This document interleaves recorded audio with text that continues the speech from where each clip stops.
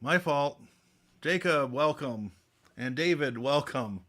Uh, I tried to get fancy tonight, and then I forgot to unmute myself.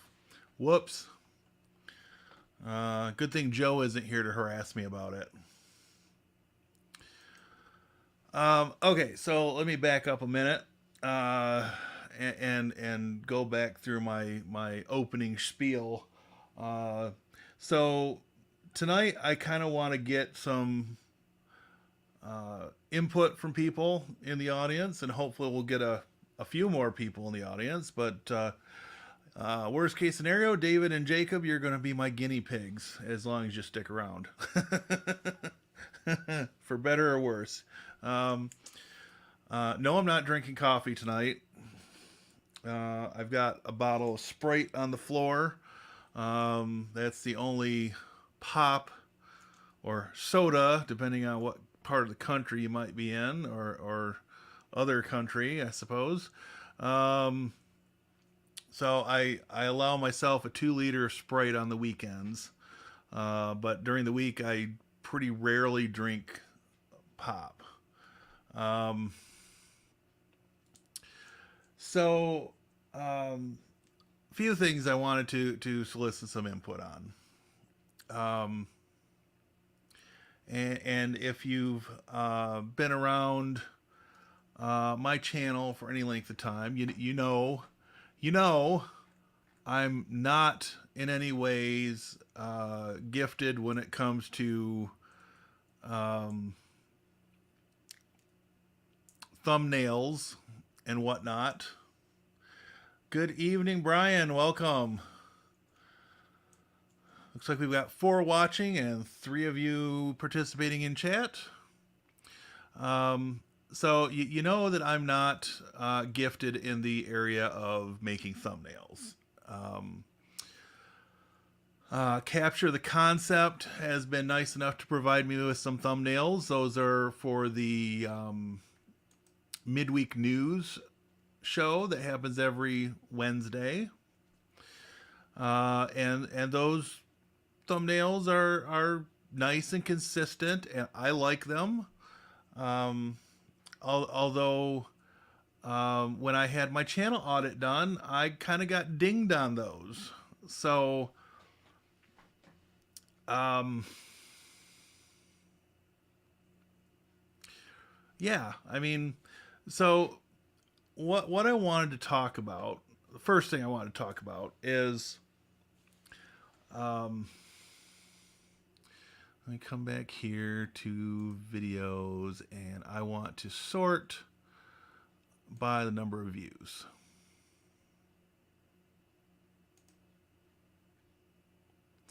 Okay, now I showed some of these, I think, in the last stream as well.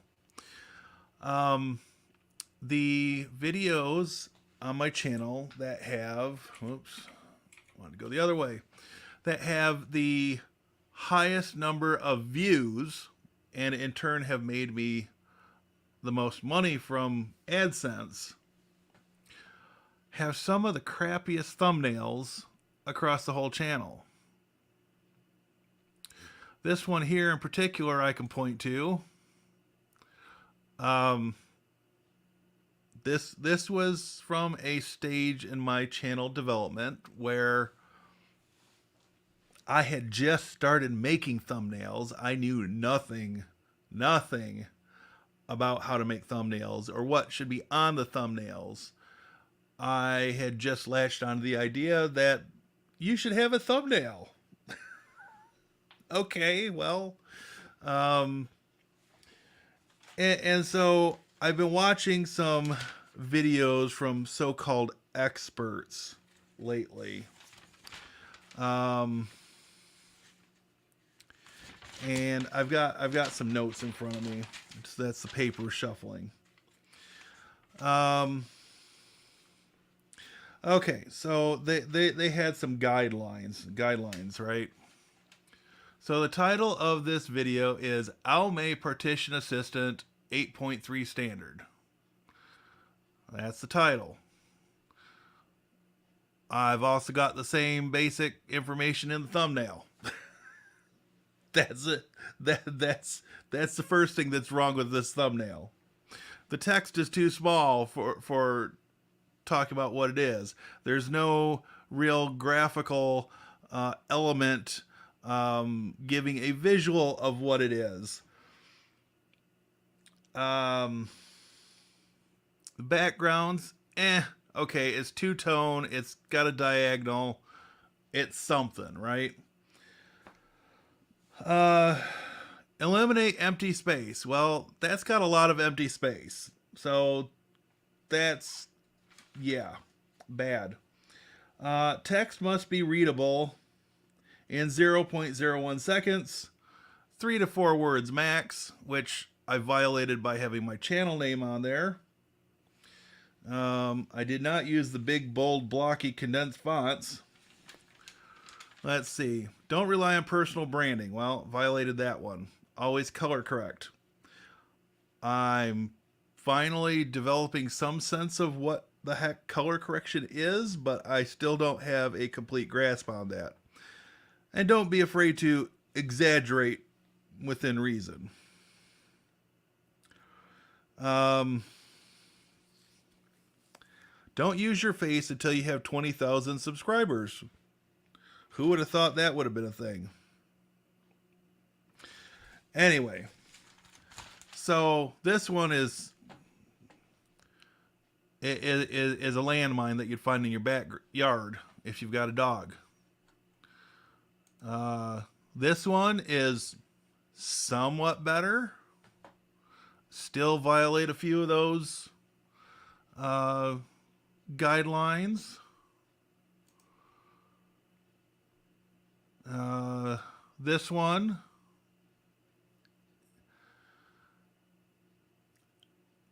I'm still not impressing myself. So, what I wanted to show people and get a little feedback, right? If you're all willing. So, obviously, this is the thumbnail for the video you're watching. Big, bold text. Flat background, no texture, but it compels or conveys what it is that the video is going to be about. And then there's a real title with it, right? So that's one that I have done recently. This is sort of a preview. This is not done yet. I'm not convinced on a couple of the aspects of this. I'm not completely in love with the background. I think maybe the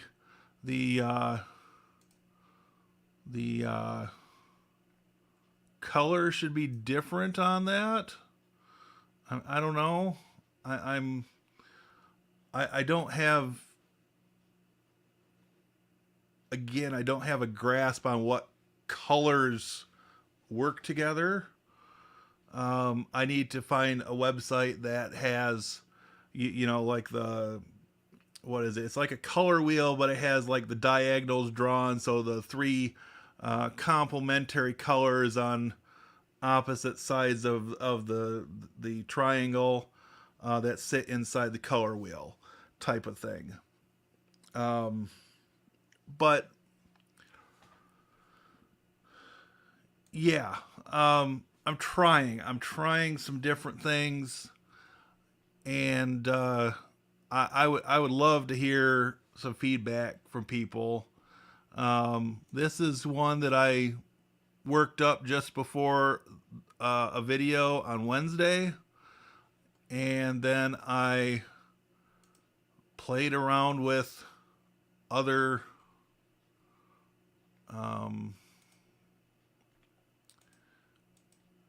those are doggone near identical. I played around with some saturation and contrast. So if you look at the background specifically, One is quite a bit darker than the other. Again, I don't have that feel for colors and contrasting colors. So like there, complementary color wheel. I guess this is kind of what I'm looking for. Um, this type of thing, you know. But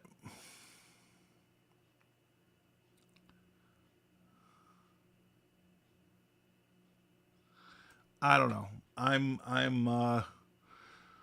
not completely I'm not completely comfortable with these things yet. So you're all going to have to bear with me a little bit longer. I would love feedback in upcoming videos. If you like the thumbnail, if you hate the thumbnail, if you have some legit tips on simple things I could do. I use Canva as I've shown the other night, but simple things I could do to make the thumbnail better. I have no issue with replacing a thumbnail after the video's published if people want to give me some feedback.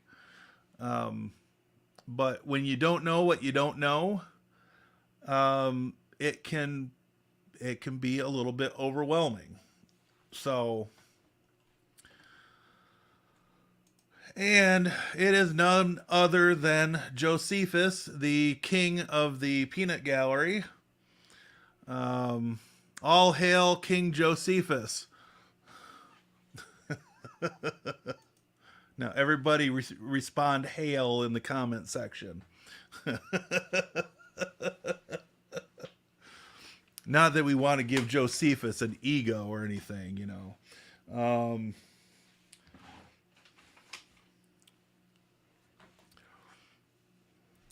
Anyway, so that was sort of topic number one that I wanted to throw out there.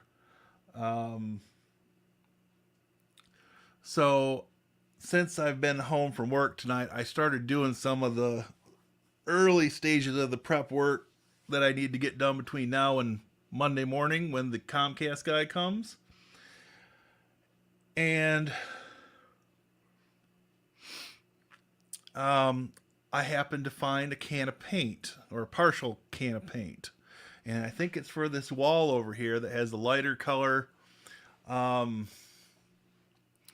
blue in this room, which means if that paint is still in liquid form, I can cover a couple of small areas where the paint has come off due to a scratch or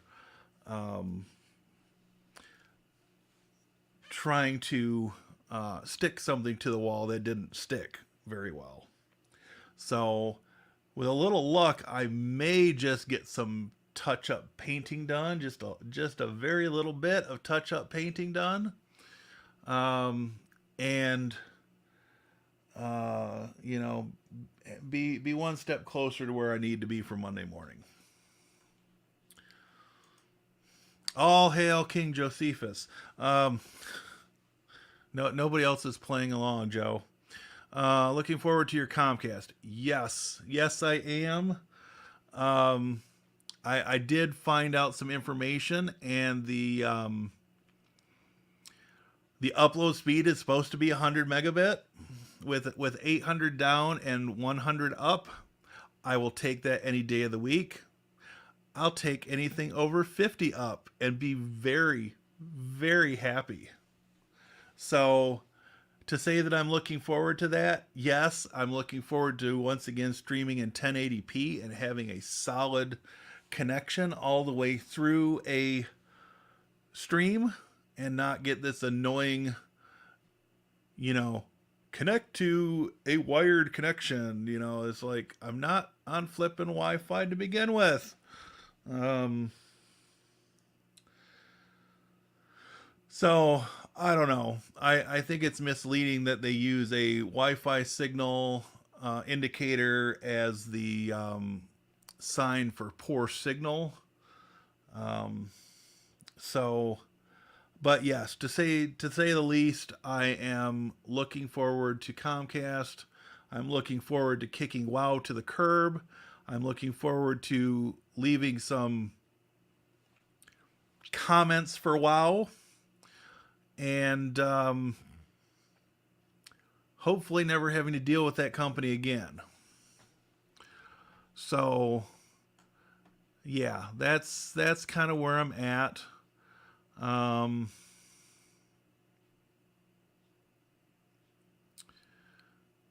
uh, so I don't know. I'm looking forward to some changes that will, I think, be more evident come next week. And yeah, uh, I may just sneak in a short live stream on Monday after the Comcast guy leaves, just just long enough to say hello and do a live speed test showing the new speeds that I'm getting. I think that would be amazing. But then to skip right out the door and head to work afterwards. So we'll see. We'll see. I'm definitely looking forward to a change, and I think it's going to. I think it's going to bring a little bit more excitement on my end to doing these streams, knowing that it's going to be stable and less problematic, shall we say. So that's that. Again, my apologies. This stupid low bandwidth icon keeps popping up on me, so you guys are probably seeing a little bit of glitching, or at least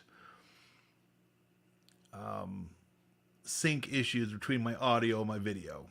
So, but just for the sake of argument, I did do a speed test right before the show, and this is what I was getting: 269.89 down, 11.21 up with a 21 millisecond ping. Not great, but not the worst I've seen. So, yeah, with a little luck, knock on wood, with a little luck, Monday will go over very smoothly, and I can jump on and cancel WoW and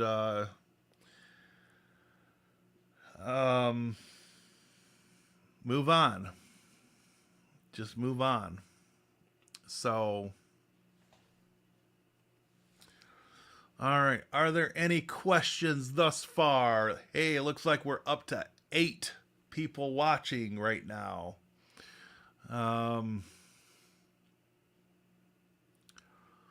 So maybe people were bouncing back and forth between me and Linus for his Friday night thing, but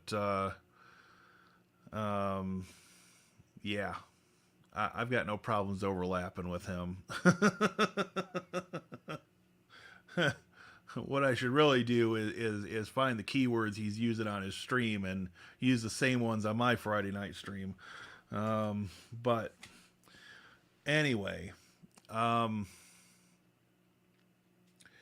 so yeah, before the stream started, I started moving some stuff around.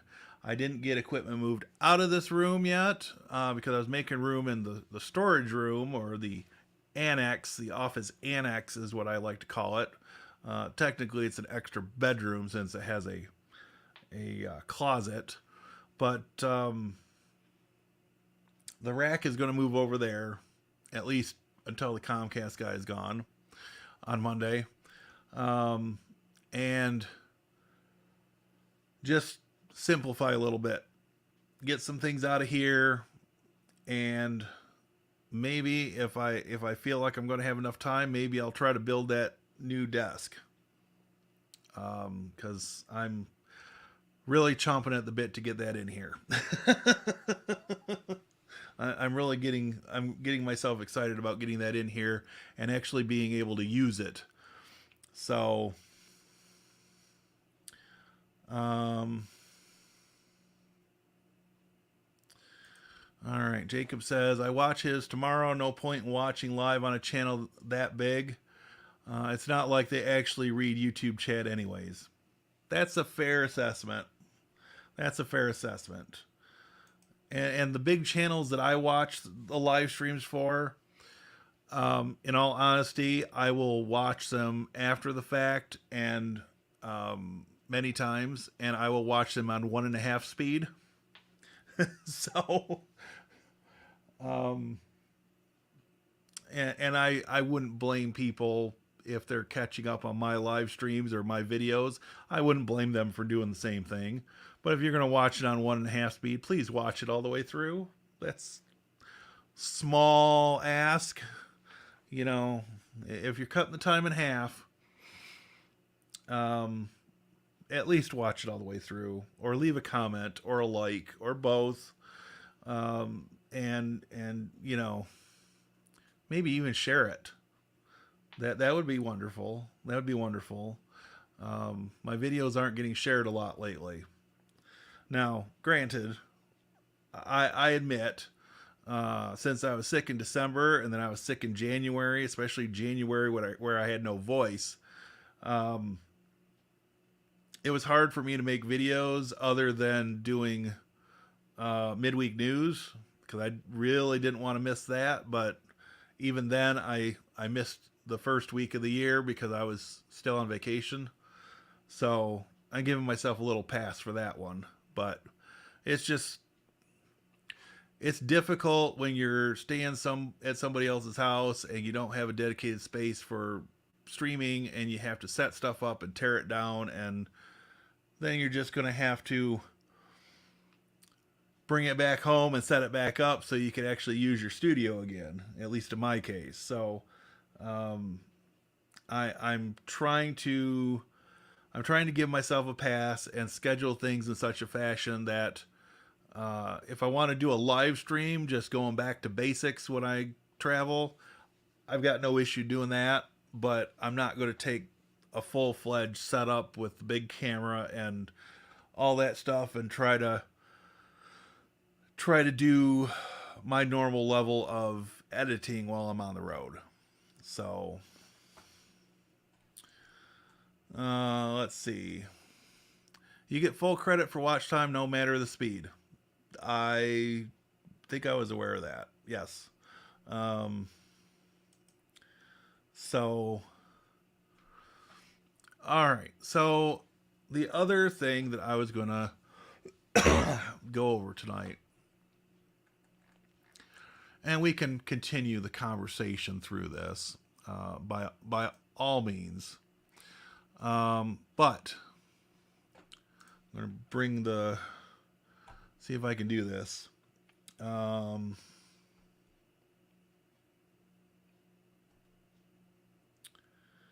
Okay, so somehow I borked that.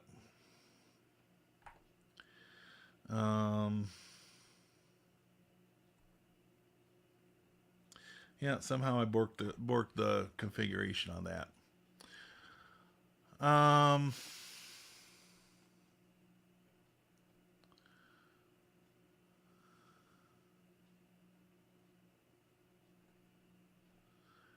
Let's see. Can you explain about the upload download speeds? You have 11 upload. That is enough to upload YouTube videos. Sure, you can upload YouTube videos, but streaming on 11 is not enough to do 1080p live reliably. Nor is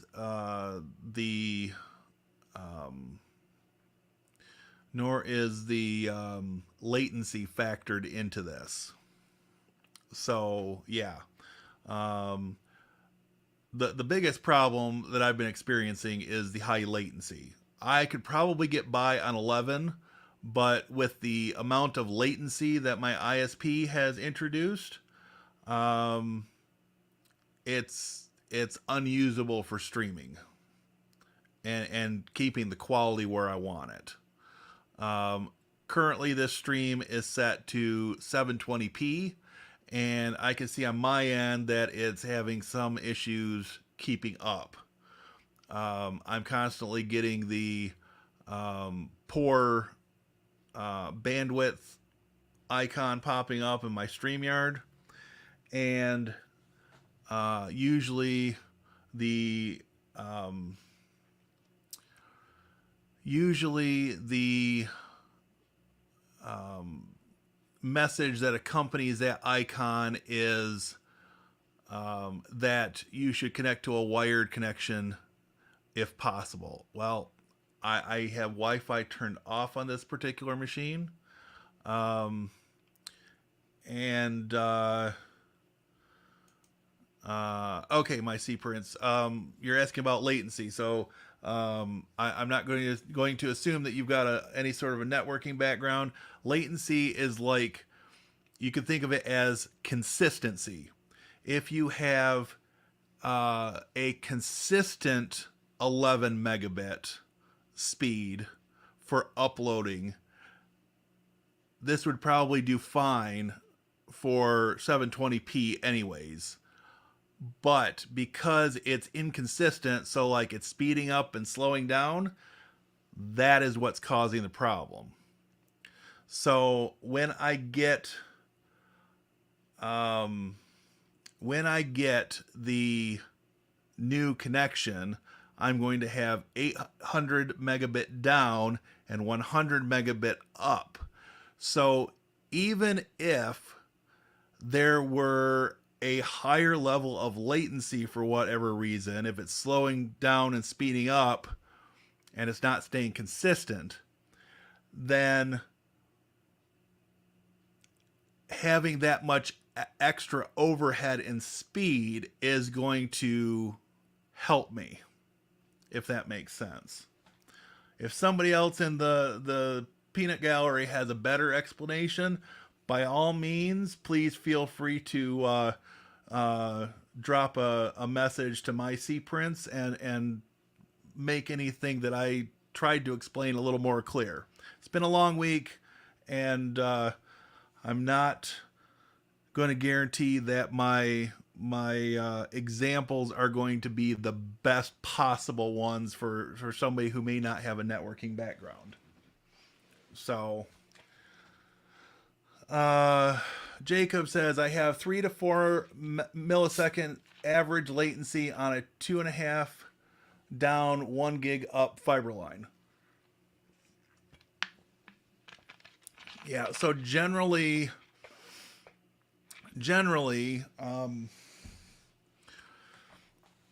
a fiber is going to have lower latency to begin with, from what I've seen and used. But like I said, my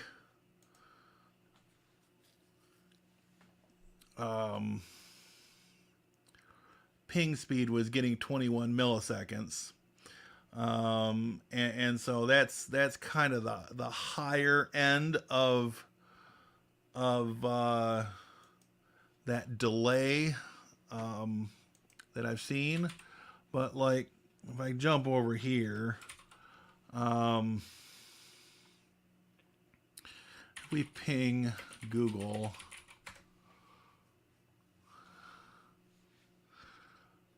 and we'll let that run for a minute or so, or half a minute anyways.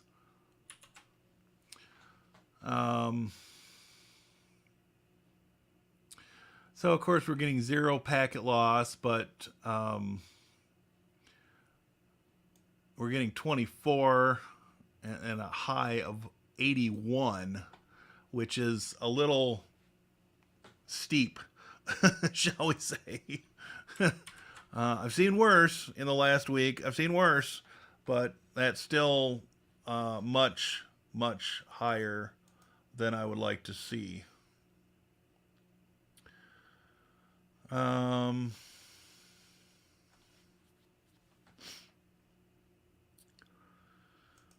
Good evening, Ron. And thank you again for being such a consistent commenter on my videos. Uh, I, any little bit helps when it comes to comments, and seeing those on nearly every video I do, it makes me feel like I'm doing something right. And so I do appreciate your efforts. Okay, Joe says latency on a speed test is usually the time it takes for the packets to get to the test server. So if there are bottlenecks or lots of hops, so lots of different servers it's got to go through to get from point A to point B, that's going to add latency. Even if you have a great speed, as Jeremy said, so thank you for backing me up on this, Joe. High latency and inconsistent latency can be trouble for streaming. All right, so I feel better about my explanation already. Thank you, Joe, for that. And Ron says you're welcome. All right, so we're at 8 watching. Thank you all for being here. I'm not monitoring on the YouTube side, so if you haven't liked the video, please take a moment to do so. It's painless. It doesn't cost you a dime. It doesn't cost you a penny, but it does help the channel, and it lets that pesky YouTube algorithm know that people want to see this content, and it'll get them to recommend it just a little bit more, just a little bit more. So, all right. So the other part of what I wanted to do tonight, and since I haven't done even a test run on this yet, I wanted to run through the creation of a virtual machine with Linux Mint 21.3 Edge. This is their version that has the newer Linux kernel in it.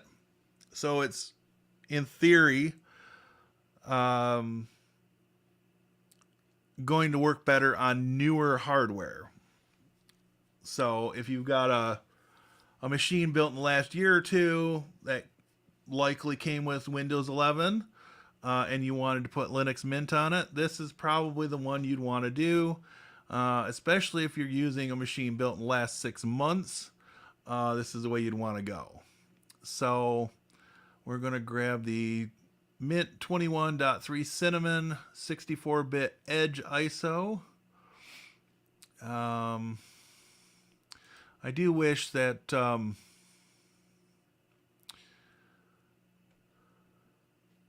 Proxmox would update this drop-down just a little bit. But that's all right. We'll work with it. We're going to stick with the default graphics card and machine, and we're going to enable the QEMU agent, and we'll give it, I don't know, 45 gigs of space, say. We'll go into advanced. This has a solid state drive, so we'll check that. Just give it just a slight edge in performance. Nothing crazy. Just for grins, let's give it 6 cores. Why not? And we'll give it 8 gigs of RAM. Network is fine, and we're going to start this after creation. And finish. We're going to come here. All right.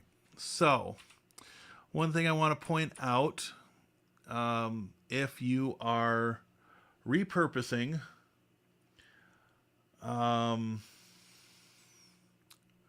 when you're repurposing a computer, you would want to use the OEM install so that people get that out of box, brand new feel with their computer where they're adding a user and setting all the time zone and stuff right during the setup process. We're doing just a regular VM, so we're just going to do this top option, the Linux Mint. There we go.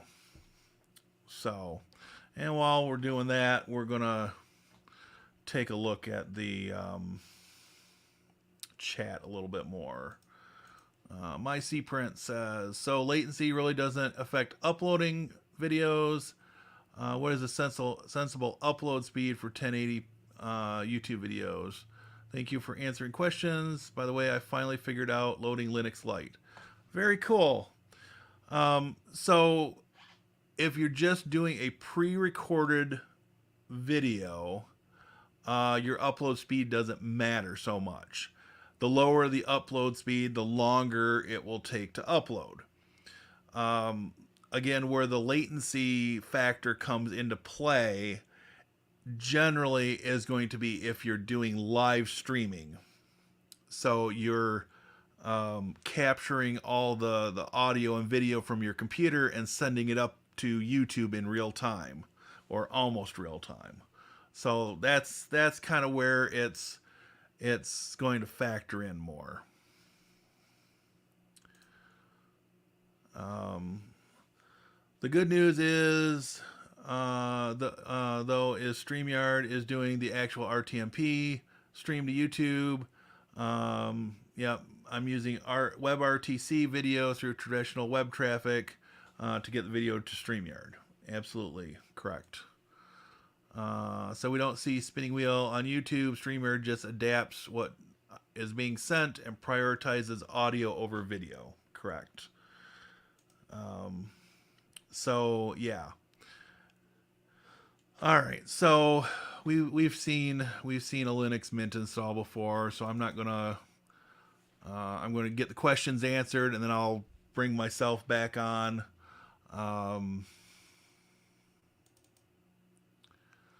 And let it do its thing. I see they've got a multicolored pinwheel. They're trying to copy a little Mac OS stuff right there.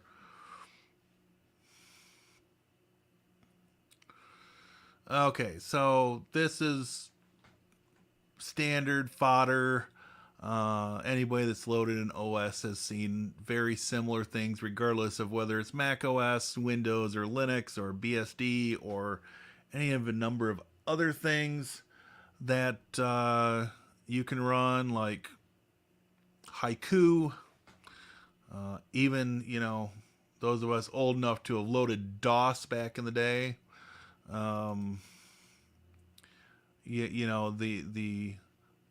The look and feel of it has changed, but the questions are very similar. The type of installation, the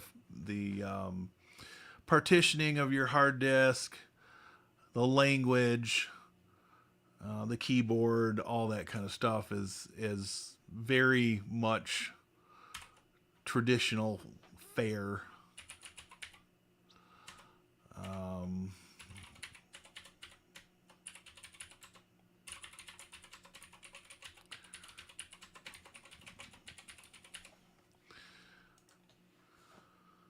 All right, so copy. We'll take a look at that when it's done or closer to being done. Hello, TVJ. Let's see. Length of video and bitrate will affect size of the file. Yep. 10-minute video is 1 gig. You can do the math of time, 8 megabytes per second. Or 8 megabits per second is 1 megabyte per second. Yep. And of course, 1 gigabyte being 1,000 megabits. Or 1,000 megabytes. Pardon me. I will be listening while driving. All right. All right, so that's just continuing the example. All right, so we're up to 9 people watching. again, if people are new to the stream, my apologies for any video glitching that's going on. I am fully aware of it. It should be resolved on Monday when the Comcast guy comes between 8 and 10 a.m. East Coast time. So, anyway. So, yeah. So, for anybody out there, do you have any big projects that are going on? Anything that you want to discuss? Any suggestions for future content that you'd like to see me make? I do want to show one other thing here on the channel while we're waiting for Mint to install. I published another short. This time I did a Windows-centric short.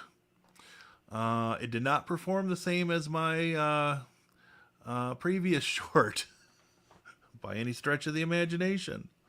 Like 20% of the previous short. Now, granted, it is better than the other ones before that, but so yeah, I'm still dabbling with this idea of shorts. I'm not really sold on doing much more than like one-off command example videos, and then eventually being able to chain them together so people can flip through multiple shorts. So yeah, just food for thought on that one. So let's see what the Mint install is doing. So your latest short didn't show right on my phone. Sides were cut off. How big of a phone do you have, Joe? Because I'm gonna cut my audio off on my phone, and I'm just gonna, for grins, I'm gonna take a look. Because I swear I previewed it on my phone, and it was fine. But my phone is a little narrower than a lot of phones that are out there. So that could be a factor there.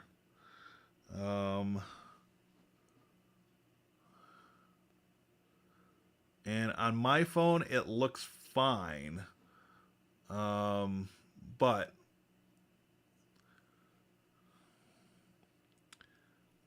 that's that.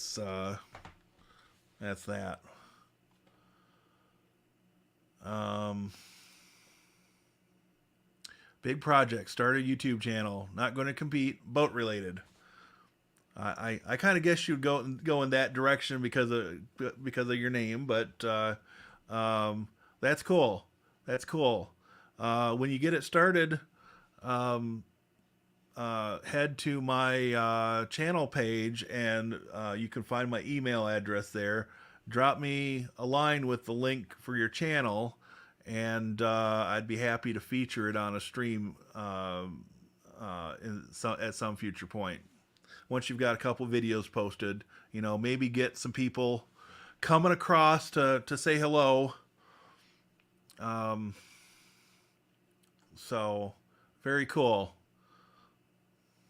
I definitely take a look. Also got to talk quick and have a hook in the first 3 seconds. Yeah, I'm still working on this whole hook idea.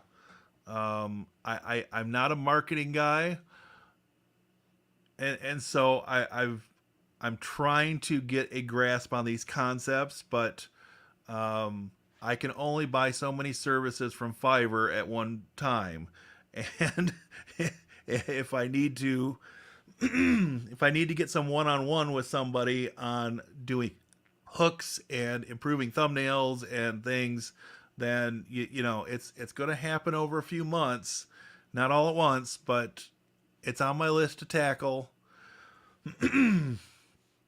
So I am aware that hooks are something I need to improve on. So I have the standard size iPhone 14 Pro. Okay, well, you've got the Pro, so right off.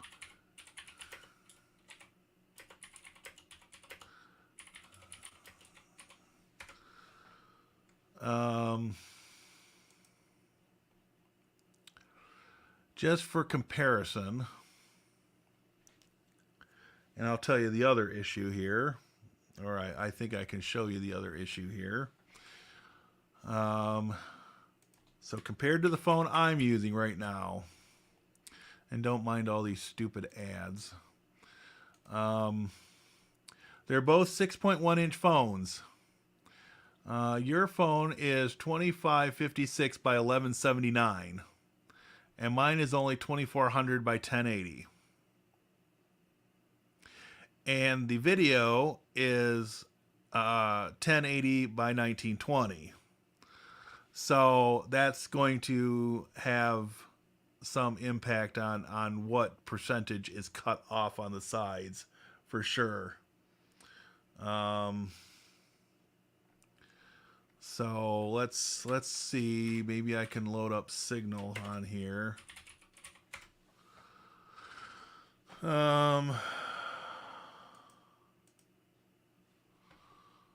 Hey, look, there's Josephus.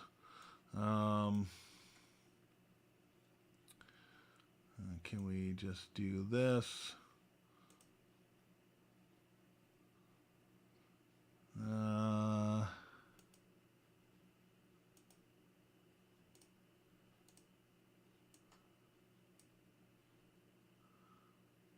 Okay.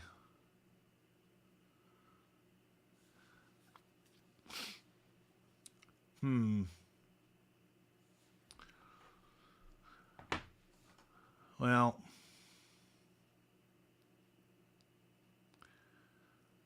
I'll have to try to address that in future shorts. But anyways, I tend not to spend a lot of time on shorts because I'm not a fan personally of the format, but I will say that video has added 5 subscribers, which I'll welcome with open arms to the channel. But the last one got me 17. So to put it in perspective.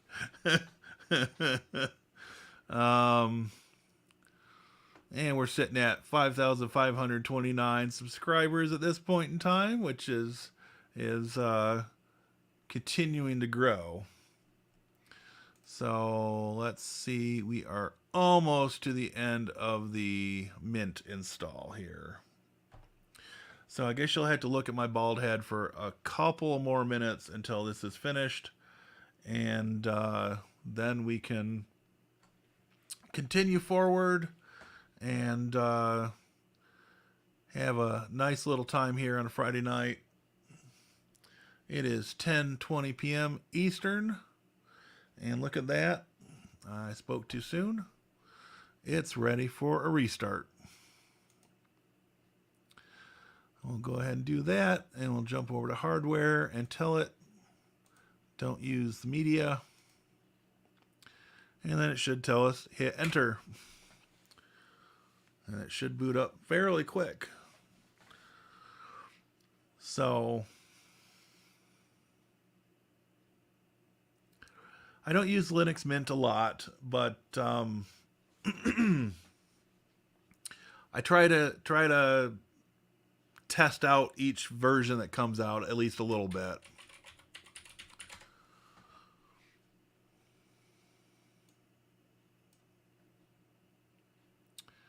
And we've got network, and we don't want to show that on startup. First steps, blah, blah, blah. Desktop colors, update manager, some documentation, some help information, and contributing to the project. Okay. Excuse me. So, pretty standard desktop for Linux Mint. Right off the bat,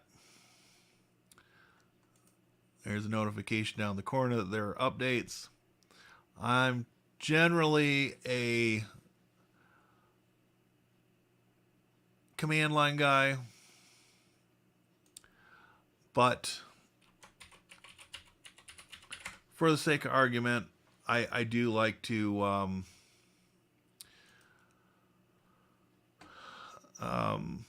at least take a look at the graphical update mechanism while I'm doing some of these demos, because not everybody has been using Linux for over 25 years like myself. So, in fact, I've not bumped into too many people that have been using Linux as long or longer than I have. But that's all right. You've got to start somewhere. And my push is just to try to entice more people to use Linux. And if nothing else, when your machine can no longer run Windows and get security updates, Linux is a viable path forward to keep that machine running, even if you're just going to use it in an extra bedroom for guests who come and stay at your house, or for kids to use, or what have you.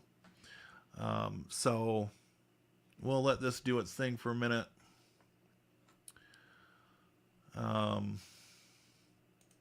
And Joe said, shorts are really good, only good for subs, no money or watch time. Yeah, and the subs reasoning is pretty much the only reason I'm continuing to dabble with shorts. If I can get people in the door and point them towards some long form content, I'm all for that idea.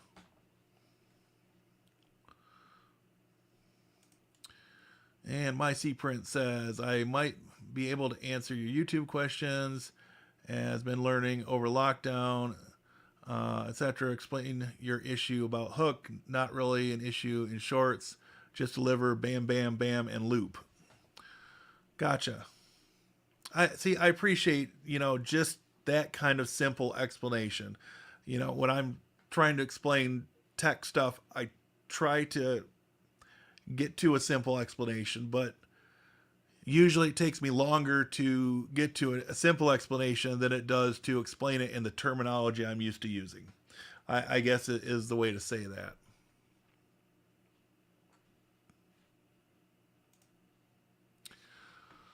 All right, so looks like this top one right now is the fastest, so we'll grab that and apply it. And we'll say OK.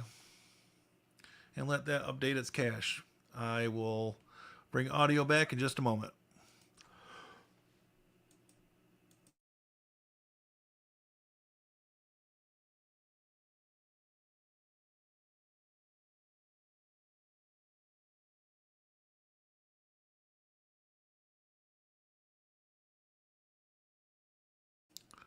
All right, I remembered to unmute myself that time.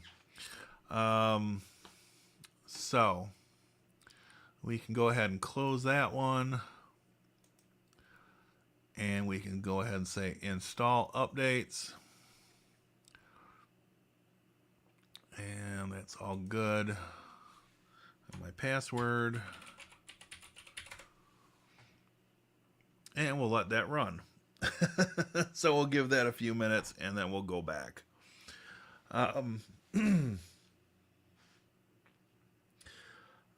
So yeah. And Alonzo made it in tonight. Welcome. So, yeah. I will continue to do research on some good examples for hooks, and try to improve that in parallel with doing more improvements on thumbnail related issues that I know have probably cost me views on the channel. Um, One thing when I had that audit done, um, so let me see if I can find where it says here.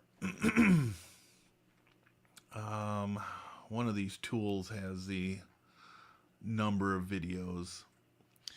I can find that on my phone probably quicker.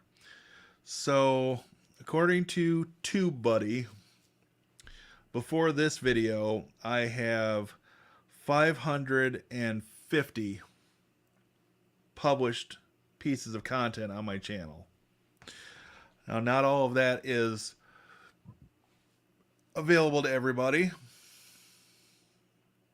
I have enabled memberships, and I've had one person bite on memberships. I do have Patreon, and I think I gotta do a little bit more work on it, but I think I've still got the Buy Me a Coffee site going. So I've tried to give some people some options in addition to super chats and super stickers, and then there are also super thanks now. So if you're watching a long form video and you got some revelation worthy piece of information out of it, you can leave a tip on a long form video even. So I've had several people express that they wanted to, push a few bucks the way of the channel, and I appreciate all those people that have done that. Usually in the way of super chats when I'm doing a live stream. So otherwise, it usually takes 3 to 6 months to see any real profit on any of the videos that I post. Sometimes it's more like a year. You'd be surprised at the upward trajectory of some of the videos. They're flat line at the beginning, and then they just pop up. It's like you give your the viewers give the video a Viagra pill, and it just pops up. So I know I always come up with interesting and little off the wall examples of things, but I think I drive the point home in most cases. Usually Joe gets a laugh or two out of the whole thing. But so yeah, the channel overall I'm pretty happy with at the moment. I've got, let's see if I can bring that up too.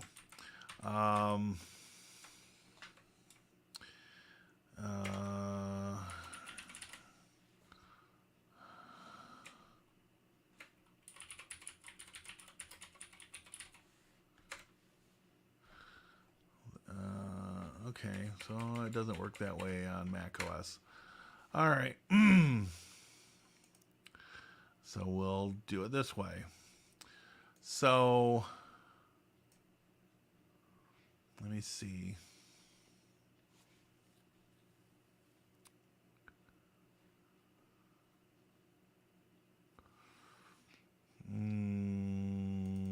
This one. So let me make this a little bit bigger so people will be able to read it.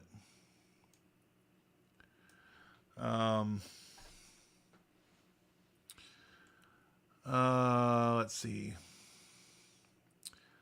They said one of the suggestions was you could put your most popular video as your welcome video.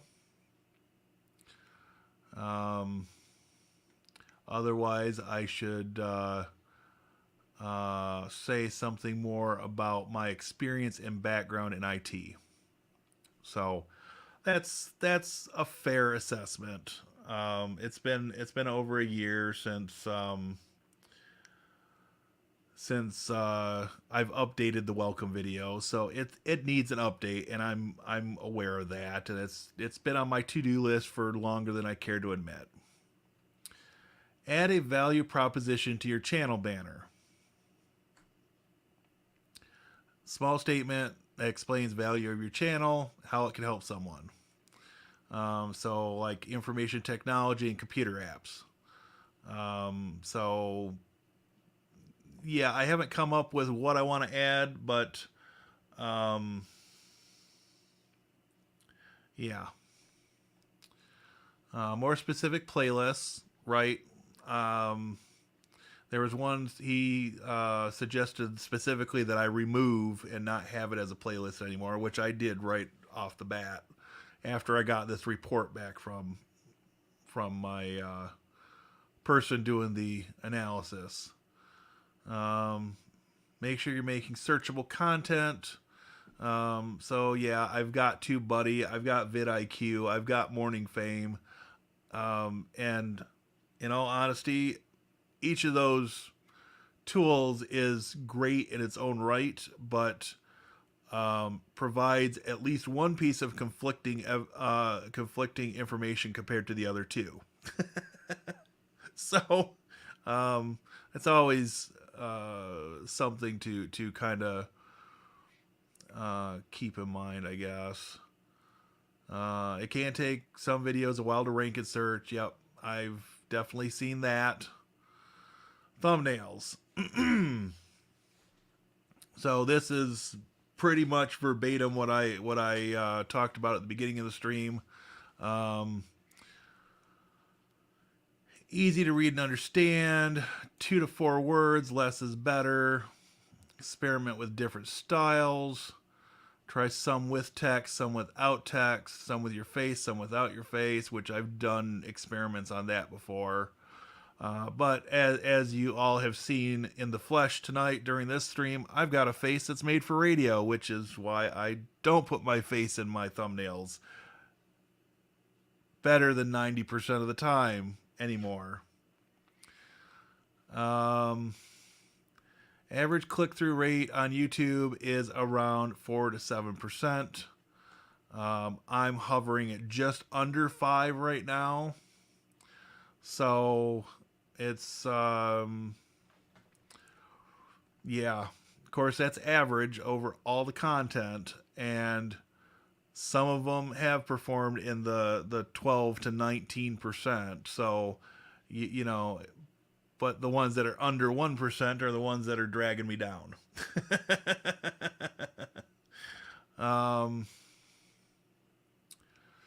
So good quality thumbnails just as important as good content. Some YouTubers make really good content but don't spend time making quality thumbnails. Or a different way to interpret that is they don't have the skill set to make quality thumbnails, which is the cross I'm going to die on, or the hill I'm going to die on. At least if I had to go to battle right now.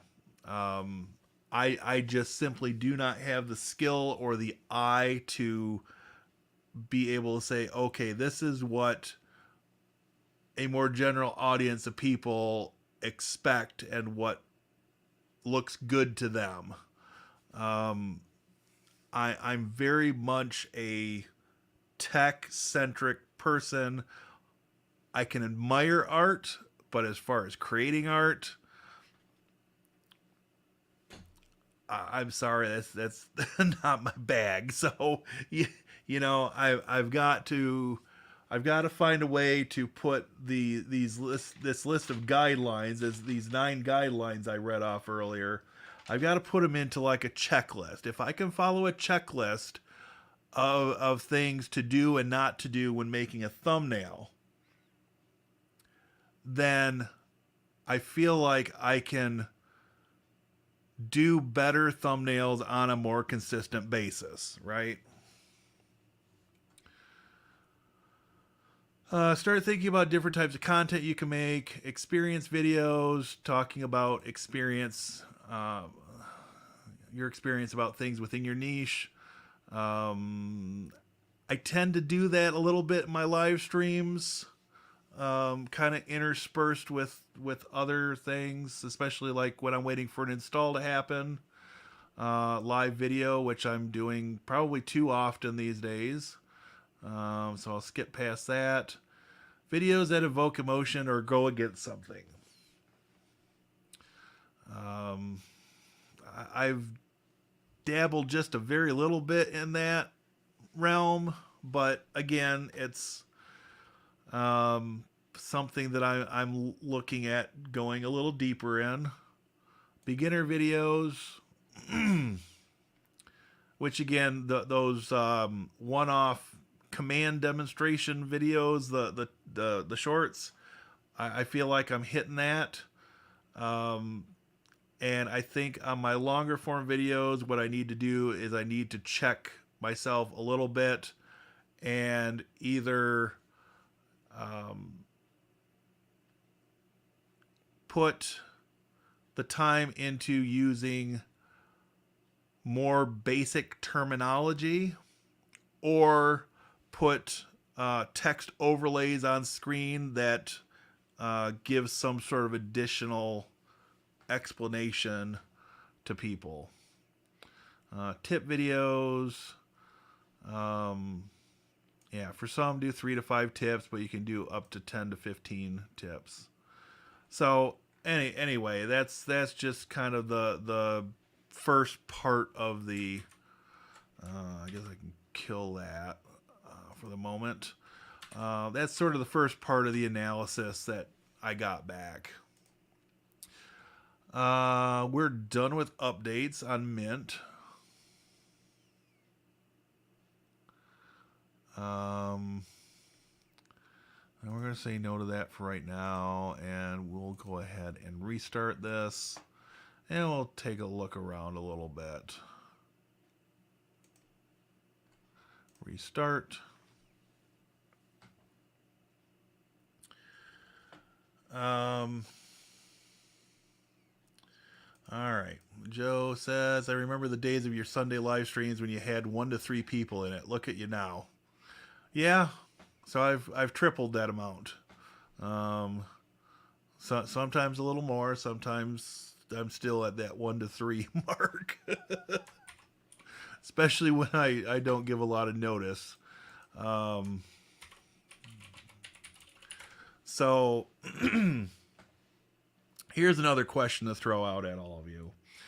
How many of you see the notifications for the videos and / or see the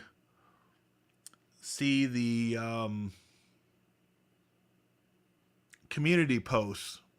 Because normally the last week or two anyways, I've been having a scheduled community post go live 2 hours before a live stream starts in hopes that people are going to see those things before I go live and you know, try to game the system to get more people in. So I'm not entirely sure if it's working yet or not, but in the short term, I'm going to keep doing it.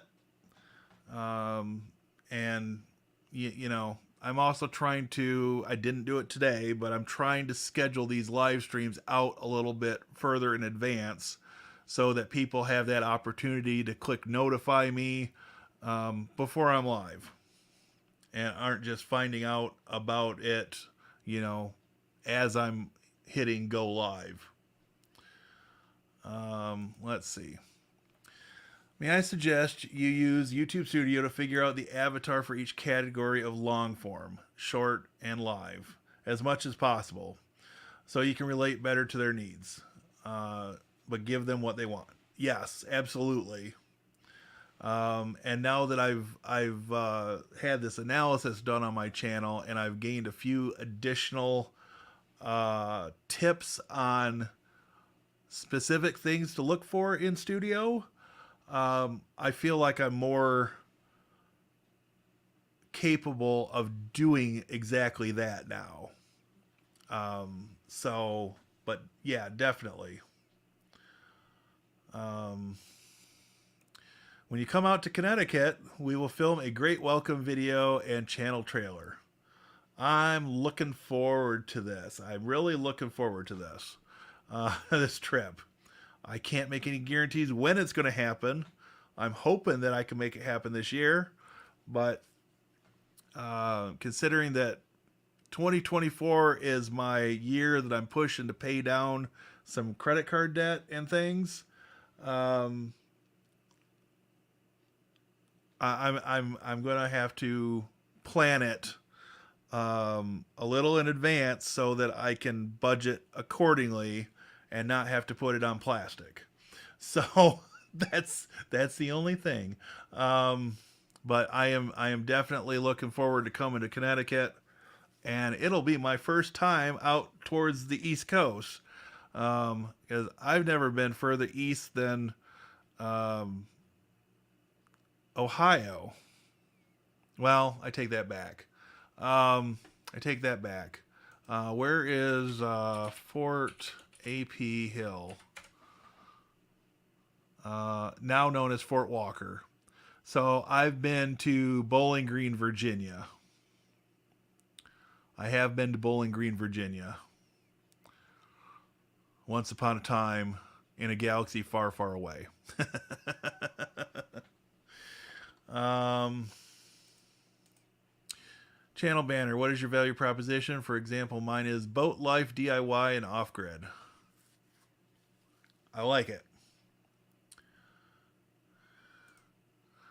Thumbnail would be easier if you work out the avatars. Uh,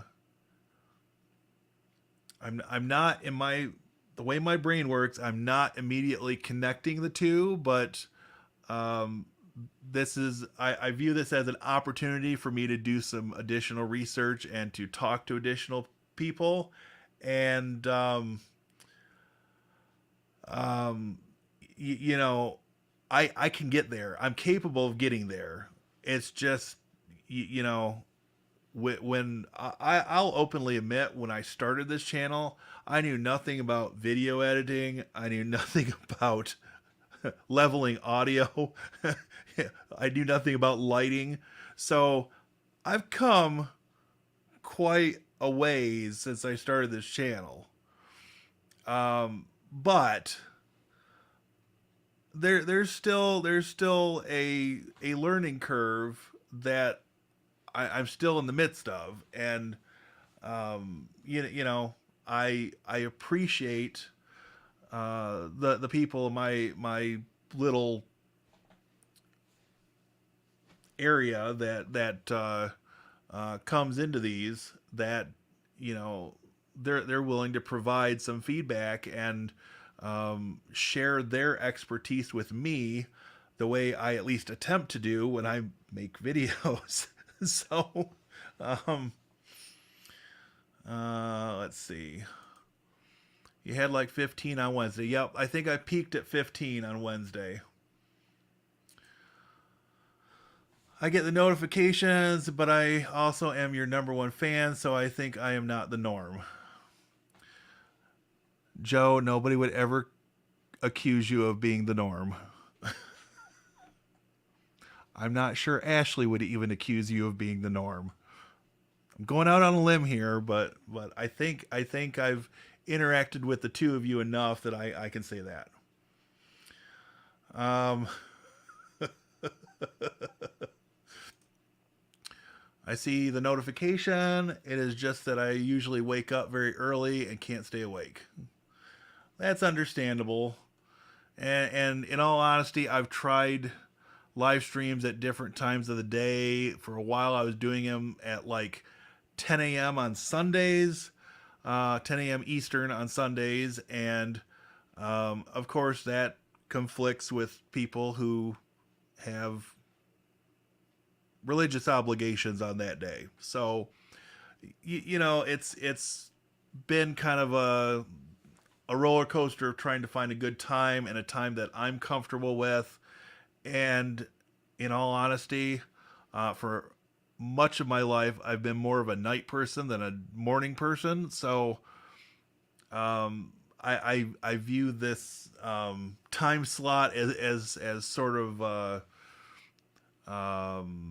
going full circle and getting back here. So anyway, I do appreciate you stopping in, even if you're not able to stay.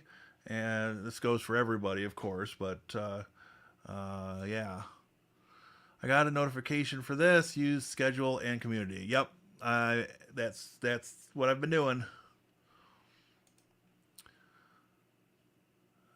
Star Wars reference on that shirt is shirt on is clutch. um,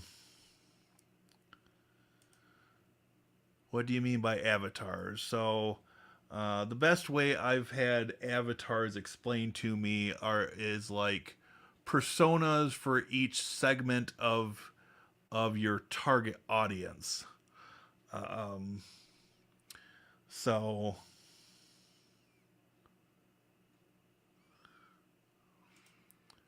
first Viagra, then talking about coming a long way.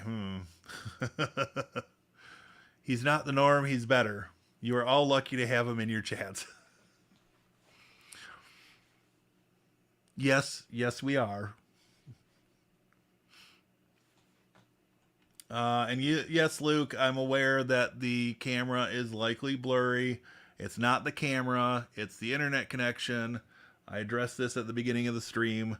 Um, until Comcast comes on Monday, it's not going to get a whole lot better. So yeah, it's just something I'm dealing with at the moment, and I'm just biding my time until Monday morning when the Comcast guy comes. So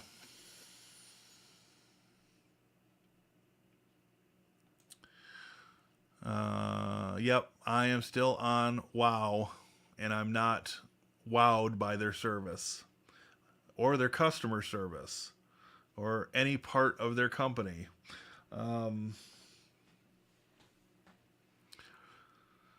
Yeah. I think that whole company and their service plans should be. How's this for an obscure reference for people?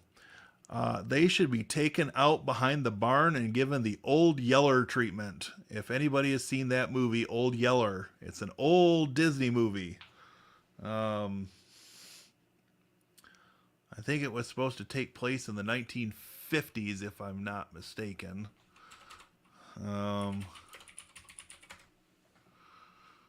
Well, the movie came out in 1957, if that tells you anything.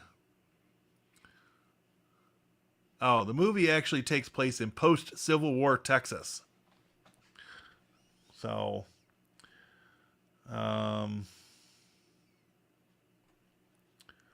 yeah. I missed the first 70-ish minutes, was assembling some Dark Angels for 40K. Nice. Ron must get the reference.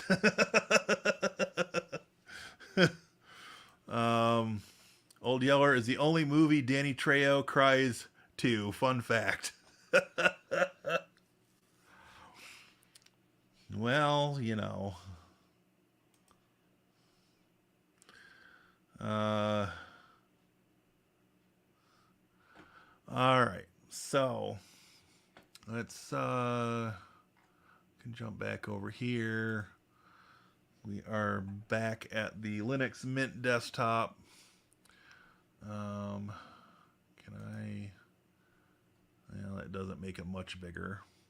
suppose every little bit helps here, but um, so um, Mint is nice. Don't get me wrong. I view this as a great Linux distribution for people starting with Linux. Very Windows-esque in the way they've organized some things. Um, you've got what Windows people would call the taskbar down here. In Linux land, we call it a panel. You've got a menu. Again, this might resemble, say, Windows XP in some ways, where you've got categories, but you've also got some quick launch things in the left-hand side.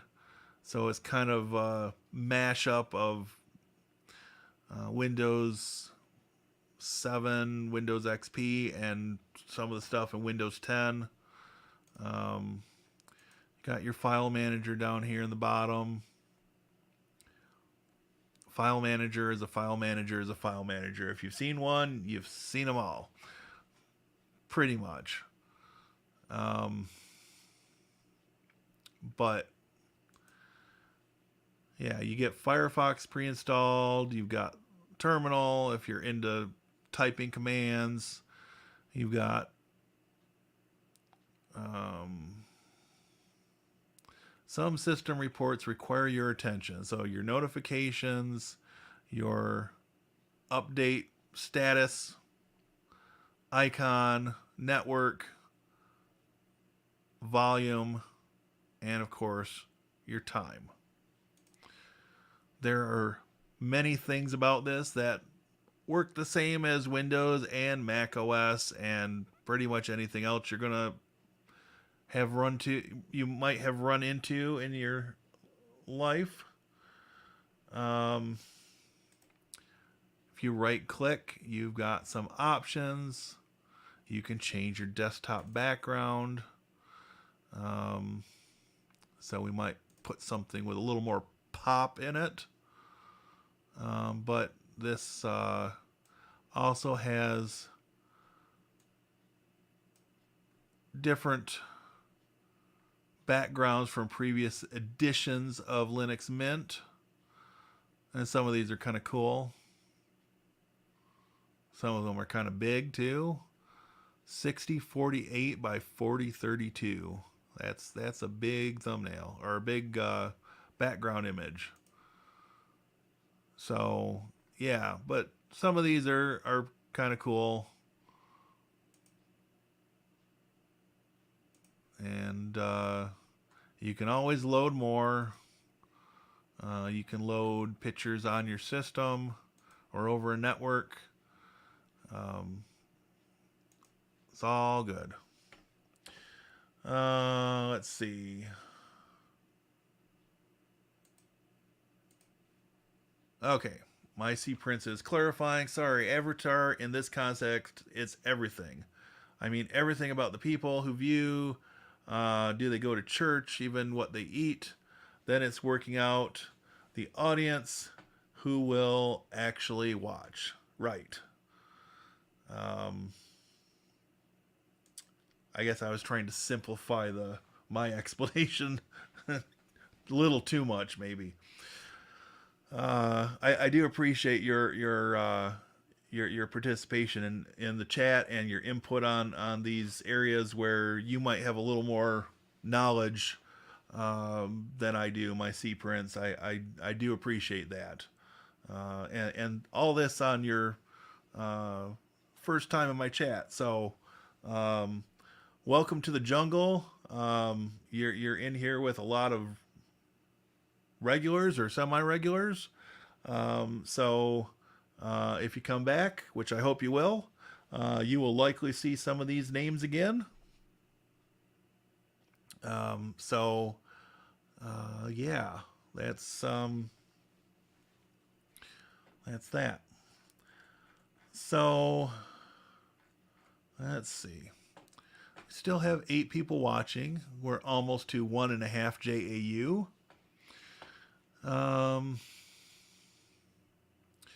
So what else can I show about Linux Mint? So the big thing that's different in this particular install that I did tonight, let me make this a little bit bigger so people can hopefully read it. The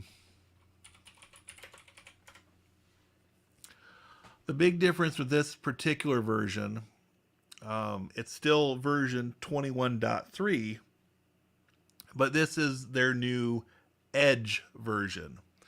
And in this context, Edge means that it's got a more current kernel. So this is the 6.5 series kernel. The standard edition Linux Mint 21.3 is based on the 5.15 kernel, so significantly older. And so the Edge version, again, is made so that it can run better on more recent hardware. So if you're rocking like a Intel 14900K, you could load Linux Mint up and it would be recognized and run well on that processor. Likewise, if you're running one of the more recent graphics cards, you would have a little bit better time by default with this version versus the standard version, if that makes sense. So generally, myself, what I do is I test these versions out first in a virtual machine, and then I will decide whether I want to run a particular version of Linux, whether it's Mint or Pop! OS or Ubuntu or something completely different on actual hardware. So I've got my Linux gaming machine has Pop! OS on it. It's a B-Link mini PC with a Ryzen 7, and the mini PCs, they have mobile processors in them. This one I believe is overclocked, and it's got, at the time I purchased it, it had the best or almost the best integrated graphics that you could get on an AMD chip. So, with the rise of Valve supporting Linux, which they've done so for over 10 years now, and especially with the push on the Steam Deck, which I don't own one yet, but it just may happen at some point, or at least when the Steam Deck 2 comes out, it will likely happen. So with the push from Valve, most gamers on Linux systems are using both AMD processors and AMD graphics cards if they're using a separate graphics card. Of course, in a handheld, you're going to be using integrated graphics. It's effectively a mobile or laptop centric processor that's in the Steam Deck. Customized, of course. Speaking of gaming, it sounds like I read an article, I think at the beginning of this week. Sony has, in fact, been working on a PlayStation 6 for the better part of a year now. They have not decided on what processor is going to be in it, but it will be an AMD processor. And they are looking at pushing ray tracing into the console space with the PlayStation 6. So, I have not bought a console since the PlayStation 3. So I may make that jump to the PS6 when it comes out. Probably not at launch, but maybe 6 to 8 months later once the supplies have stabilized.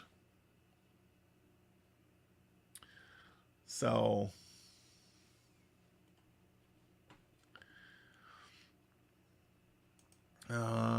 my C Print says I'll be back. I'm a bit further east. I'm in the UK, 4 a.m. Been staying awake because of the flooding. Water going down now. A bit rough. Waves about a foot. Very good. Well, be safe. All right. So, for those remaining, we are little past 1.5 JAU. I'll commit to going to 2. How much past that I go, I'm not entirely sure because I got a lot of cleaning to do this weekend and building a desk and stuff. So, no guarantees on how much past 2 JAU I go. For anybody new, a JAU is 1 JAU is equal to an hour. So, yeah. But Mr. Tech for Fun himself, Mr. Joe, or Josephus, as we sometimes refer to him, is the originator of the JAU, the Joe Approved Unit. So, anyway, if there's something any of you would like to see on this new install of Linux Mint, I am very open to taking requests. And yeah, I'm just trying to have a good time tonight. I'm just trying to relax after the work week and get myself mentally prepared for the amount of cleaning and organizing and building of furniture that I'm going to be doing in the next 48 hours. And yeah, that's where we're at tonight. So let me bounce back over to Linux Mint. Hopefully this isn't looking too awful. Just for the sake of argument, I will not be repurposing any of these live streams that have the substandard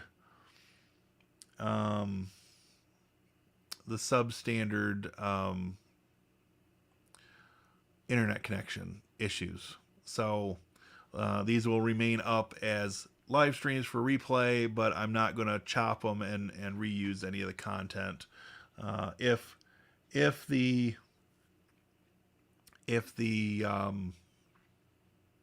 picture quality was better, the video quality was better, I would absolutely slice and dice this up a little bit, maybe put a new audio track underneath it, but reuse some of the footage of Linux Mint and whatnot. So, actual question: why are there different Linux? I've used Mint, but realistically, Light seems to work fine with Shotcut for editing. So the underlying reason, and this is based on 25 going on 26 years come August of using Linux. The underlying reason I've seen over and over again why there are so many different flavors, if you will, of Linux is that in the beginning there were a handful, maybe half a dozen, give or take. And every time somebody would be ousted from a project, creating one of the Linux distributions, say back in the 90s, they would move on and create their own with some minor changes. And so this has been happening for more than 30 years. Uh, so, the big thing is they all have either a different desktop or they have different underlying tooling, meaning the package managers, the included software that comes with the different versions. Um, it's off-putting for a lot of people who aren't used to having the large number of choices that Linux users have. So somebody that has known nothing but Mac OS, where every little pixel is dictated by Apple, and the choice that you get is, do you buy the MacBook Air, the MacBook Pro, the Mac Mini, the Mac Studio, the Mac Pro, the MacBook Air, and what your configuration options are. That's the choice you get in the Apple ecosystem. In Windows, again, Microsoft is the one company producing Windows, and your choice is desktop or laptop, and which vendor are you going to buy from, or are you going to build your own?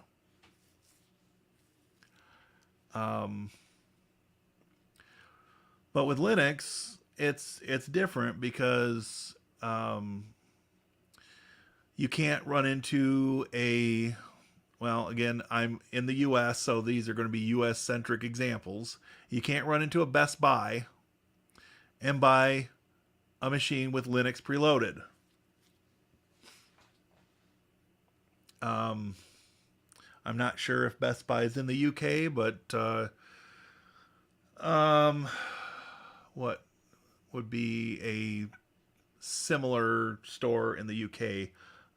Dixon's, if they're still around. I don't know. I've never been to the UK, so all I know is in the context of articles that I've read from magazines published in the UK and references to some stores. But I think Dixon's would be the name that comes to mind. And again, that might be a dated example. So, that in a nutshell is why there's so many different versions of Linux.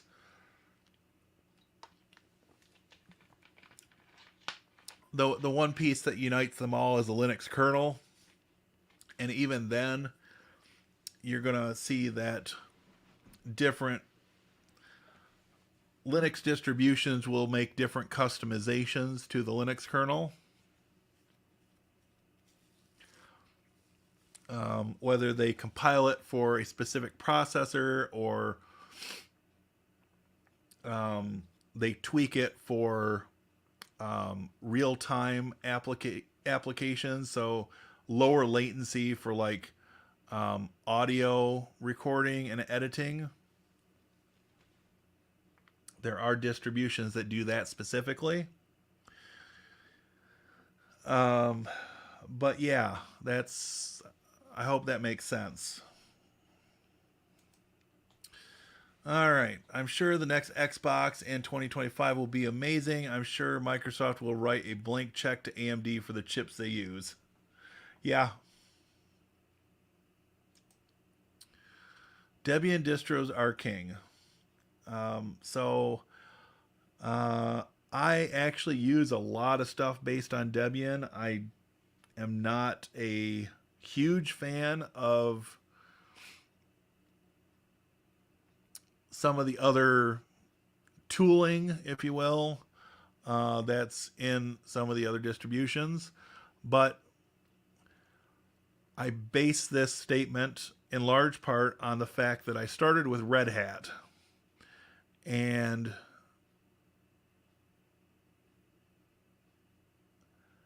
that was in 1998. Things were not as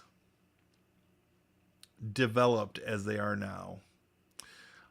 Very much rough around the edges. So, let's come back here again. So, when I got to the point where I was making a change off from Red Hat, um, and Red Hat based distributions, I ended up going, and this was in 2006, I jumped on the Ubuntu bandwagon.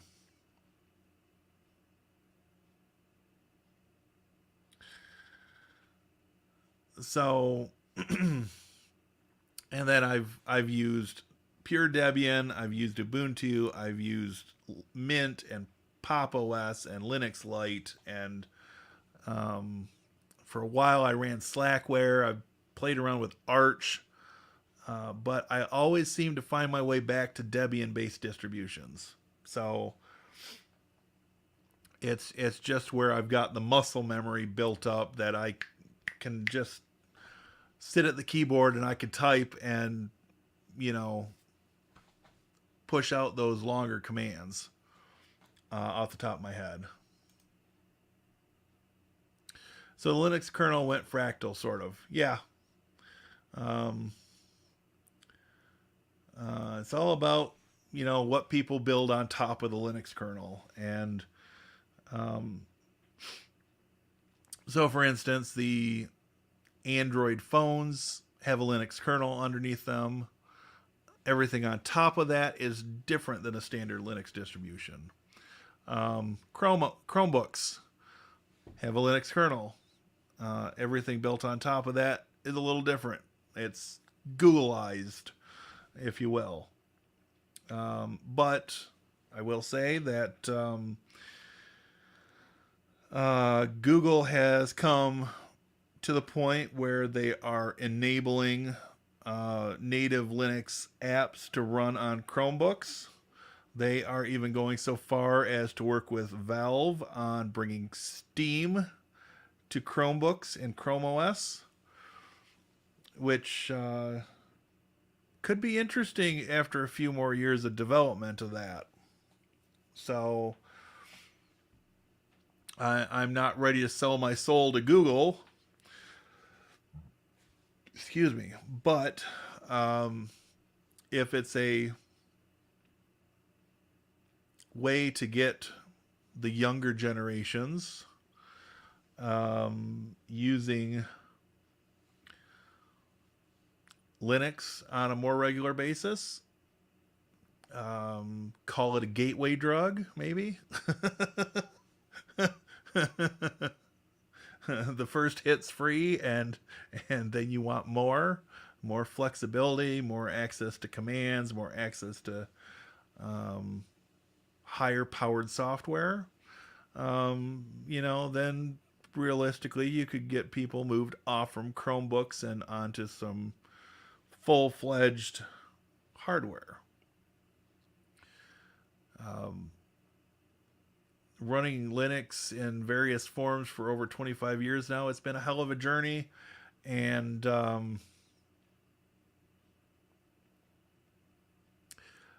I will probably have Linux in some fashion available to me for the next 25 years if I happen to live that long. So if I'm lucky enough to reach the ripe old age of my age plus 70 plus 25 years. So yeah, so maybe in the next 25 years, of course I'm planning to continue making videos. Maybe I'll nail the thumbnail thing. Maybe I'll nail the hooks and the avatars, and continue to get the stuff to make sense in a way that works the way my brain works. And again, I make no claims at all or ever to be any sort of an artist or have an artist's eye for things. So, um, it's gonna be a learning curve for a while longer yet. So, but if you look back at the first video I published in 2014, let me see if I can find out um, what the date was in 2014 that I published that. Maybe. Internet's not too happy with me right at the moment. Okay, there we go. Okay, sort by date. No, that's not what I want. Okay. My first video was published on August 9th, 2014. And that video only has 104 views on it.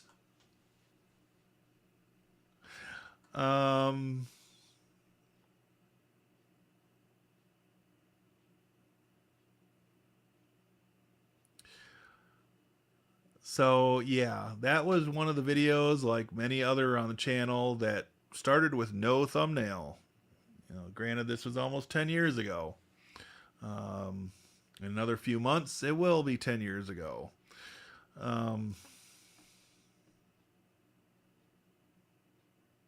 Yeah, here you can laugh at this.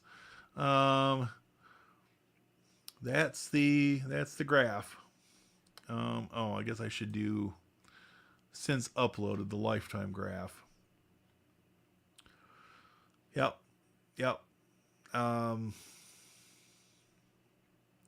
1.9 watch hours in nearly 10 years.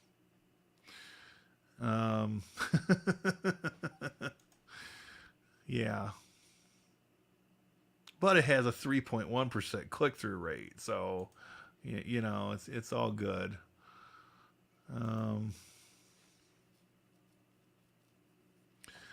I don't know. It was a start. I had to start somewhere, and so many of the quote unquote experts on YouTube, they will tell you just hit record. It doesn't have to be good at the beginning, and it wasn't. But it was a start, and I leave that video up and live just to remind myself of where I started on this journey. And there are a lot of things I have learned over that period of time. I still don't feel like I'm the expert that wants to mentor people in YouTube related stuff. I still feel like there's too much I'm learning or trying to learn on a regular basis, but you got to start somewhere. And I started with a 2012 Mac Mini and a Logitech C920 webcam and a single monitor. And that was it. So, yeah, you got to start somewhere. Shoot, the cameras on these phones these days are better than the quality of the camera, that C920 webcam. So, and even, preteens have cell phones these days. So, if you're 14 or 15 and you haven't hit record and put something out, you're behind the curve. Everybody's got something to say and their own unique way of saying it. And yeah, find your voice, I guess, is my takeaway of this. Um, the few people that may have met me in person or talked to me on the phone, or video call or whatever, um, you'll know that I'm a pretty shy, quiet, reserved sort of person in my everyday life. If you asked me when I graduated high school if I'd be doing something like this, I would have laughed in your face. But um, tech and specifically Linux is where my passions have been for a lot of years. And, I found my voice. I still think I've got a face made for radio, but I found my voice.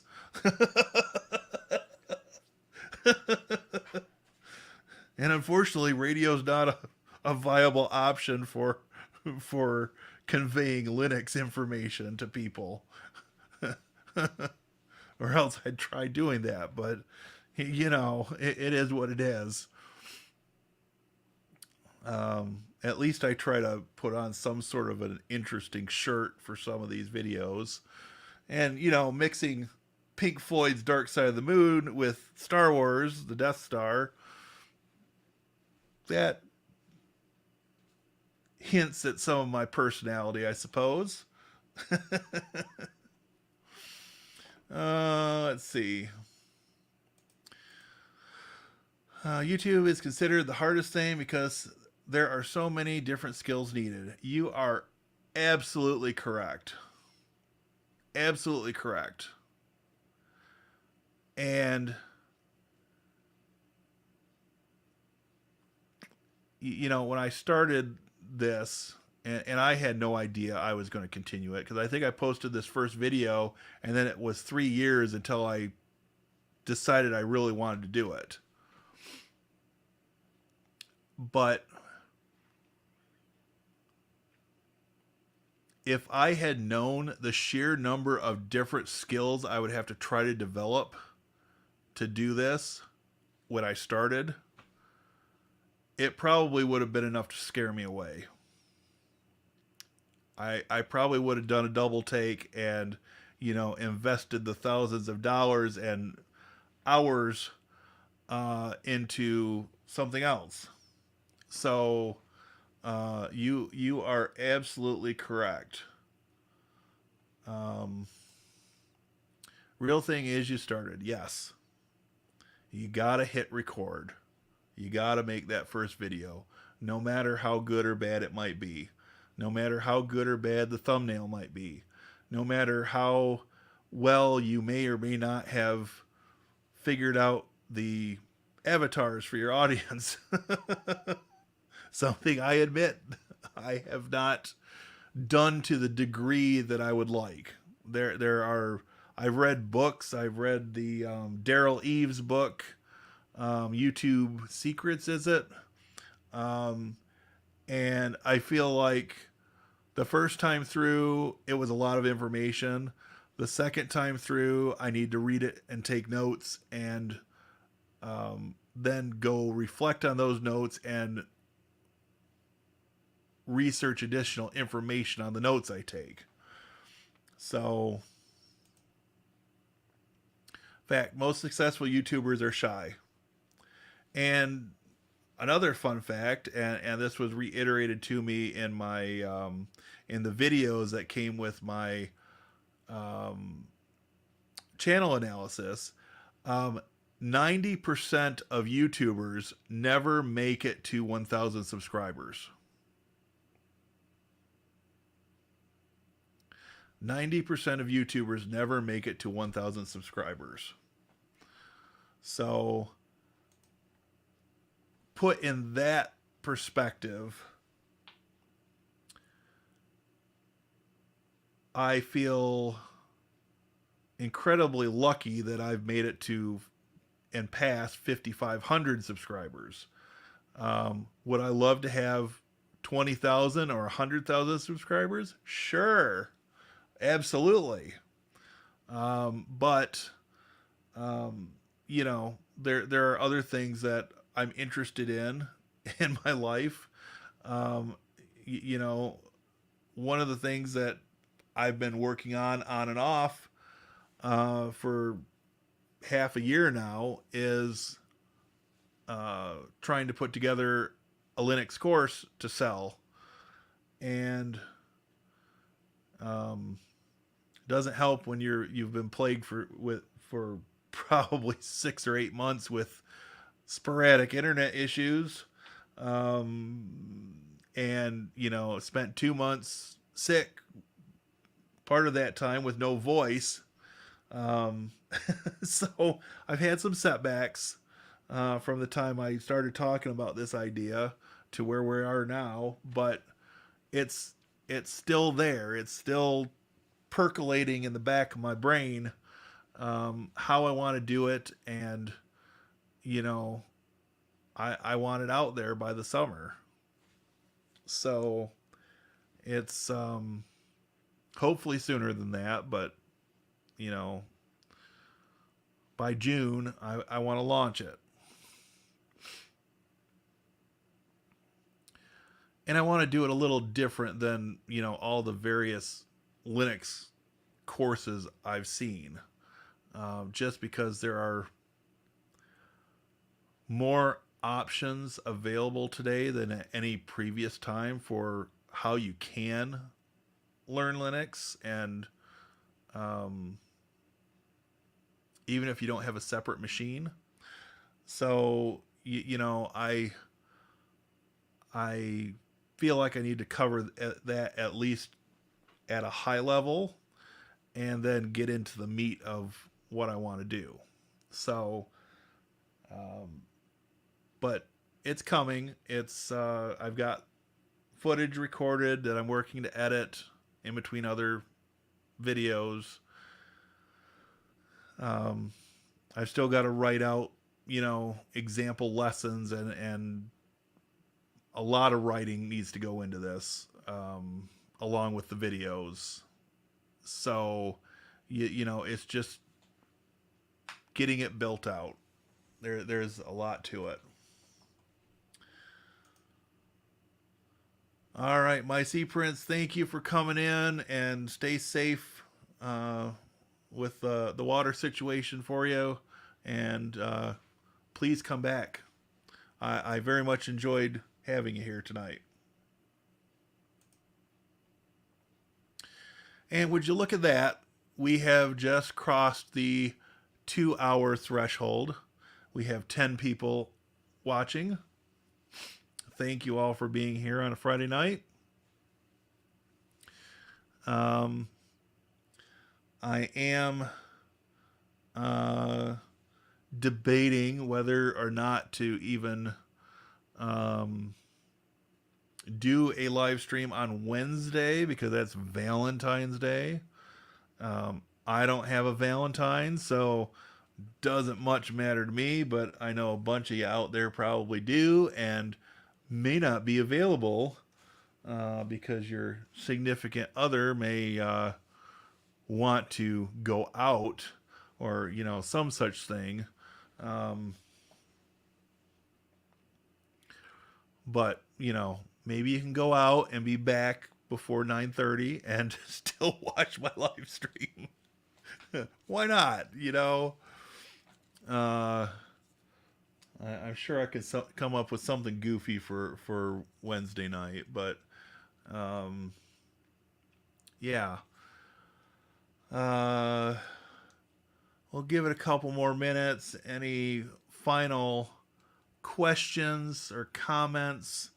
We'll get these read if they come in the next 2 to 5 minutes. And if not, then we'll wrap up for the night, and we'll be back on Sunday. So this has been fun. Who knew I had it in me to talk this much in a single sitting?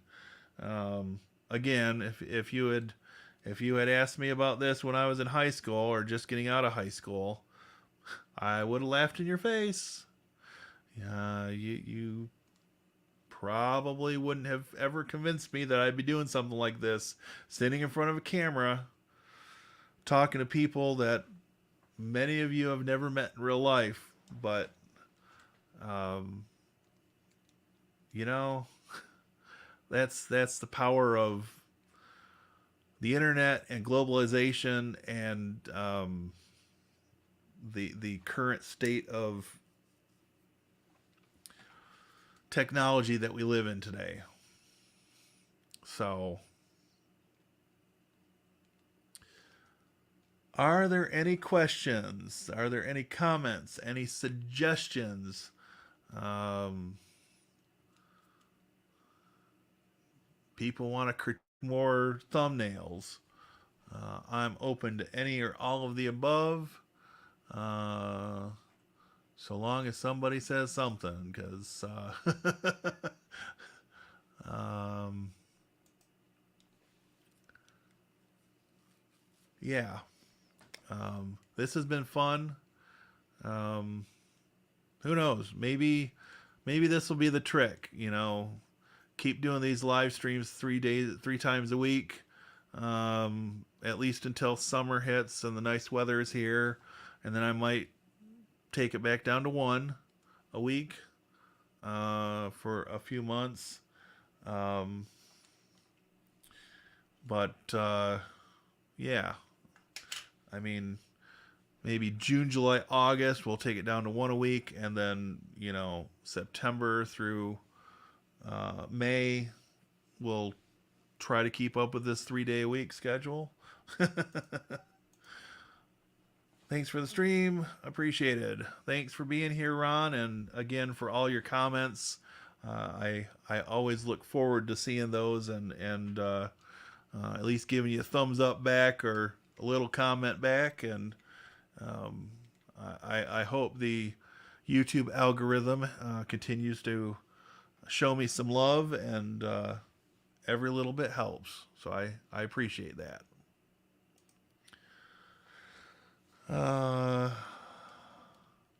Last call. Anything from Ezra or Joe and Ashley or Luke or David? Anybody that might be Jacob? Anybody that might be left? Now's the time to get your final comment in for the night, and then you'll probably see a little bit different backdrop on Sunday when we do the stream. So I'm very much looking forward to a slight change in this room, and hopefully it'll go over well with all of you as well.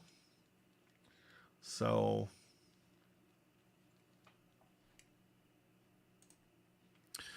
all right, Joe, you do the same, and hopefully you'll be back to be tortured some more on Sunday night, and maybe some of the other regulars will be back as well. Sundays seem to be kind of the staple night, and Wednesdays and Fridays are a little still hit and miss. Never quite know what's going to happen. All right. Good night, everybody. Thanks for watching. And we'll take you out with my little handy dandy end screen. Again, I'm not a graphic designer. Don't judge me too harshly.